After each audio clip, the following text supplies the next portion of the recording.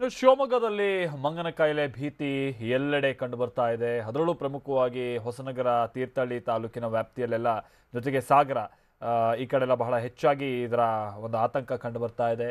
ಅರಳಗೋಡು ಗ್ರಾಮ ಪಂಚಾಯತ್ ವ್ಯಾಪ್ತಿಯಲ್ಲಿ ಮಂಗನ ಕಾಯಿಲೆ ಭೀತಿ ಇದೆ. ಇದು ಶಿವಮೊಗ್ಗ ತಾಲೂಕಿನ ಅರಳಗೋಡು ಗ್ರಾಮ ಪಂಚಾಯತಿ, ಅಲ್ಲೂ ಕೂಡ ಮಂಗನ ಕಾಯಿಲೆ ಭೀತಿ ಬಹಳ ಹೆಚ್ಚಾಗಿ ಕಂಡು ಬರ್ತಾ ಇದೆ. ಯಾಕಂತಂದ್ರೆ ಈಗ ಆಲ್ರೆಡಿ ಜಿಲ್ಲೆಯಲ್ಲಿ 6 ಮಂದಿ ಮಂಗನ ಕಾಯಿಲೆಯಿಂದ ಮೃತಪಟ್ಟಿದ್ದಾರೆ. ಹಲವು ಮಂದಿ ಶಂಕಿತ ಮಂಗನ ಕಾಯಿಲೆಗೆ ಸಂಬಂಧಪಟ್ಟಂತೆ ಚಿಕಿತ್ಸೆಯನ್ನು ಪಡೆದುಕೊಳ್ತಾ ಇದ್ದಾರೆ. ಮಣಿಪಾಲ್ ಜೊತೆಗೆ ಸಾಗರ ಆಸ್ಪತ್ರೆಯಲ್ಲಿ ಚಿಕಿತ್ಸೆಯನ್ನು ಕೊಡುವಂಥ ಕೆಲಸ ಆಗ್ತಾ ಇದೆ. ಮಣಿಪಾಲ್ ಆಸ್ಪತ್ರೆಯಲ್ಲಿ 58ಕ್ಕೂ ಹೆಚ್ಚು ಜನರಿಗೆ ಈಗ ಆಲ್ರೆಡಿ ಚಿಕಿತ್ಸೆ ಕೊಡಲಾಗ್ತಾ ಇದೆ. ಅರಳಗೋಡು ಗ್ರಾಮಕ್ಕೆ ಸಂಸದ BY ರಾಘವೇಂದ್ರ ಭೇಟಿ ಕೊಟ್ಟಿದ್ದಾರೆ. ಆರೋಗ್ಯ ಇಲಾಖೆಯ ಕಾರ್ಯವೈಖರಿ ಬಗ್ಗೆ ಪರಿಶೀಲನೆ ನಡೆಸಿದ್ದಾರೆ. ಗ್ರಾಮದಲ್ಲಿ ಇನ್ನೂ ಕೂಡ ಮಂಗನ ಕಾಯಿಲೆ ಭೀತಿ ಕಡಿಮೆಯಾಗಿಲ್ಲ. ಕಾಯಿಲೆಯ ಭಯಕ್ಕೆ ಮನೆಯನ್ನು ತೊರೆದು ಅನೇಕ ಕುಟುಂಬಗಳು ಊರು ಬಿಟ್ಟು ಹೋಗ್ತಾ ಇದ್ದಾರೆ ಅನ್ನೋದು ಗೊತ್ತಾಗ್ತಾ ಇದೆ. ಈಗ ಆಲ್ರೆಡಿ ವ್ಯಾಕ್ಸಿನ್ ಕೊಡಲಾಗ್ತಾ ಇದೆ, ಜೊತೆಗೆ ಮೈಗೆ ಲೇಪಿಸುವಂಥ ಒಂದು ಎಣ್ಣೆ, DMP ಎಣ್ಣೆಯನ್ನು ವಿತರಣೆ ಮಾಡಲಾಗ್ತಾ ಇದೆ. ಹೊಸನಗರ, ಸಾಗರ ಜೊತೆಗೆ ಶಿವಮೊಗ್ಗ ತಾಲೂಕಿನ ಜೊತೆಗೆ ತೀರ್ಥಹಳ್ಳಿ ತಾಲೂಕಿನಲ್ಲೂ ಕೂಡ ಮಂಗನ ಕಾಯಿಲೆ ಭೀತಿ ಈ ಬಾರಿ ಇದೆ. ಏಕೆಂದರೆ ತಾಲೂಕಿನಲ್ಲಿ ಸುಮಾರು 19ಕ್ಕೂ ಹೆಚ್ಚು ಜನ ಜ್ವರದಿಂದ ಬಳಲ್ತಾ ಇದ್ದಾರೆ ಅನ್ನೋದು ಗೊತ್ತಾಗ್ತಾ ಇದೆ.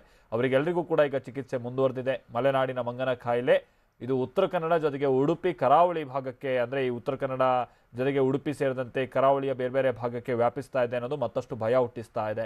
ಬಸವರಾಜ್ ನಮ್ಮ ಜೊತೆಗೆ ಇದಕ್ಕೆ ಸಂಬಂಧಪಟ್ಟಂತೆ ನಮ್ಮ ಶಿವಮೊಗ್ಗ ಪ್ರತಿನಿಧಿ ಜಾಯ್ನ್ ಆಗ್ತಾ ಇದ್ದಾರೆ ಹೆಚ್ಚಿನ ಮಾಹಿತಿಯನ್ನು ಕೊಡುವಂತ ನಿಟ್ಟಿನಲ್ಲಿ. ಬಸವರಾಜ್, ಅಂದ್ರೆ ಈ ಬೇಸಿಗೆ ಆರಂಭದಲ್ಲಿ ಕಾಯಿಲೆ ಹರಡೋದನ್ನ ಗಮನಿಸ್ತೀವಿ, ಆದ್ರೆ ಈ ಬಾರಿ ಚಳಿಗಾಲದಲ್ಲೇ ಆರಂಭ ಆಗಿರೋದು ಬಹಳ ಆತಂಕದ ವಿಚಾರ.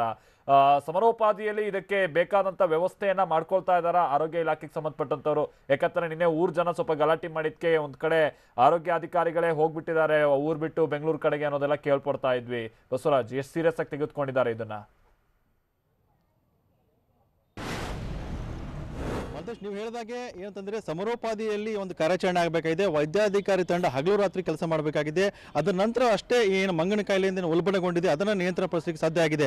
ಹಾಗಾದ್ರೆ ಒಂದ್ ಕಡೆ ನೋಡ್ಬೇಕಾದ್ರೆ ವೈದ್ಯಾಧಿಕಾರಿಗಳ ತಂಡವು ಏನು ಸಾಗರ ತಾಲೂಕಿನ ಅರಳಗೋಡು ಗ್ರಾಮ ಪಂಚಾಯತ್ ಇದೆ, ಅಲ್ಲಿ ಬಿಡಬೇಕಾಗಿದೆ. ಬಿಟ್ಟು ಮಂಗನ ಕಾಯಿಲೆ ತಡೆಯಲಿಕ್ಕೆ ಏನೇನು ವ್ಯವಸ್ಥೆಗಳನ್ನ, ಆರೋಗ್ಯ ಏನು ಸಂಬಂಧಪಟ್ಟಾಗ ಯಾವುದು ಚಿಕಿತ್ಸೆಯನ್ನು ಕೊಡಬೇಕಾಗಿದೆ ಅದನ್ನು ಮೊದಲು ಕೊಡಬೇಕಾಗಿದೆ. ನಿನ್ನೆ ಒಂದು ಗಮನಾರ್ಹ ಬೆಳವಣಿಗೆ ಆಗಿದೆ ಅಂದ್ರೆ, ಶಿವಮೊಗ್ಗದ ಏನು ಸಾಗರ ತಾಲೂಕಿನ ವೈದ್ಯಾಧಿಕಾರಿ ಇದ್ದಾರೆ, ಅವರು ಏನು ಕಳೆದ 1 ವಾರಗಳಿಂದ ಏನು ಮಂಗನ ಕಾಯಿಲೆ ಉಲ್ಬಣಗೊಂಡಿತು, ಸುಮಾರು ಜನ ಮೃತಪಟ್ಟರು. ಅದರ ನಂತರ ಸಾಕಷ್ಟು ಬಿಗುವಿನ ವಾತಾವರಣ ಈ ಗ್ರಾಮ ಪಂಚಾಯತಿಯಲ್ಲಿ ನಿರ್ಮಾಣವಾಗಿತ್ತು. ತಾಲೂಕು ವೈದ್ಯಾಧಿಕಾರಿನ ಅಲ್ಲಿರುವಂತಹ ಗ್ರಾಮಸ್ಥರು ತರಾಟೆ ತೆಗೆದುಕೊಂಡಿದ್ರು. ಈ ಹಿನ್ನೆಲೆಯಲ್ಲಿ ಅವರು ಏನು ತಾಲೂಕು ವೈದ್ಯಾಧಿಕಾರಿ ಮನಸೊತ್ತು ಬೇಸರಗೊಂಡು ಒತ್ತಡ ತಡ್ಕೊಳ್ಳಕಾರದೆ ಅವರು ರಾಜೀನಾಮೆಗೆ ಮುಂದಾಗಿದ್ರು. ರಾಜೀನಾಮೆ ಏನು ಶಿವಮೊಗ್ಗದ DHO ವೆಂಕಟೇಶ್ ಇದ್ದಾರೆ, ಅವರಿಗೆ ರಾಜೀನಾಮೆ ನೀಡಿ ಅವರು ಬೆಂಗಳೂರು ತೆರಳಿದ್ದಾರೆ. ಅವರು ಇನ್ನೂ ಕೂಡ ವಾಪಸ್ ಬಂದಿರುವಂತಹ ಯಾವುದೇ ಮಾಹಿತಿ ಲಭ್ಯವಾಗಿಲ್ಲ. ನಿನ್ನೆ DHO ಹೇಳೋ ಪ್ರಕಾರವಾಗಿ ನಾವು ಅವ್ರನ್ನ ಮನವೊಲಿಸದ ಪ್ರಯತ್ನ ಮಾಡ್ತಿದ್ದೇವೆ, ಅವರ ಸೇವೆ ನಮಗೆ ಅಗತ್ಯ ಅನ್ನೋ ಮಾತುಗಳನ್ನ ಅವ್ರು ಹೇಳ್ತಾ ಇದ್ರು.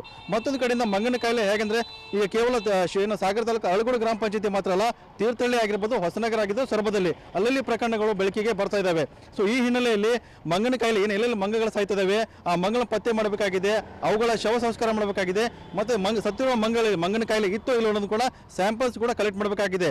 ಮತ್ತೊಂದು ಕಡೆಯಿಂದ ಬೆಂಗಳೂರಿನಿಂದ ಮತ್ತೆ ಮೈಸೂರಿನಿಂದ ಸಂಶೋಧನಾ ತಂಡಗಳು ಕೂಡ ಬರ್ತಾ ಇದಾವೆ. ಅವರು ಕೂಡ ಏನು ಈ ಮಂಗ ಸತ್ತಿದ್ದಾವೆ, ಉಣ್ಣೆ ಇದೆ, ಆ ಉಣ್ಣೆಯನ್ನ ಸ್ಯಾಂಪಲ್ಸ್ ತಗೊಳ್ತಾ ಇದ್ದಾರೆ. ಈ ರೋಗ ಹೇಗೆ ಹರಡ್ತಾ ಇದೆ ಅದರ ಮೇಲೆ ಕೂಡ ಸಂಶೋಧನೆ ಆರಂಭ ಆಗಿದೆ. ಅಲ್ಲಲ್ಲಿ ಸಂಶೋಧನಾ ತಂಡಗಳು ಕೂಡ ಸಾಗರ ಮತ್ತು ತೀರ್ಥಹಳ್ಳಿ ಕೂಡ ಬಿಟ್ಟಿದೆ, ಸಂಶೋಧನೆ ಕೂಡ ಆರಂಭ ಮಾಡಿದ್ದಾರೆ. ಮತ್ತೊಂದು ಕಡೆಯಿಂದ ಏನು ನಿನ್ನೆ ಅರಳಗೋಡು ಗ್ರಾಮ ಪಂಚಾಯತ್ ಇದೆ ಮತ್ತು 4-5 ಜನರಿಗೆ ಜ್ವರ ಉಲ್ಬಣಗೊಂಡಿತ್ತು, ಅವರನ್ನ ಮಣಿಪಾಲ್ ಆಸ್ಪತ್ರೆಗೆ ದಾಖಲು ಮಾಡಲಾಗಿದೆ. ಹಾಗಾಗಿ ಮಂಗನ ಕಾಯಿಲೆ ಭೀತಿ ಇನ್ನೂ ಕಡಿಮೆ ಆಗಿಲ್ಲ. ಗ್ರಾಮದಲ್ಲಿ ಜನರು ಮನೆ ಬಿಟ್ಟು ಹೋಗ್ತಾ ಇದ್ದಾರೆ, ಮಕ್ಕಳು ಶಾಲೆ ಹೋಗ್ತಾ ಇಲ್ಲ. ಇಂಥ ಒಂದು ವಾತಾವರಣ ನಿರ್ಮಾಣ ಆಗಿದೆ. ಮತ್ತು ಕೇವಲ ಇದು ಸಾಗರಕ್ಕೆ ಮಾತ್ರ ಸೀಮಿತ ಆಗ್ತಾ ಇಲ್ಲ. ಸಾಗರದಿಂದ ಹೊಸನಗರ, ತೀರ್ಥಹಳ್ಳಿ ಮತ್ತೆ ಸೊರಬ ಈ ಭಾಗದಲ್ಲೂ ಕೂಡ ಹರಡುವಂತ ಸಾಧ್ಯತೆ, ಅಲ್ಲಲ್ಲಿ ಮಂಗಗಳ ಸಾವು ಕೂಡ ಕಂಡು ಬರ್ತಾ ಇದೆ.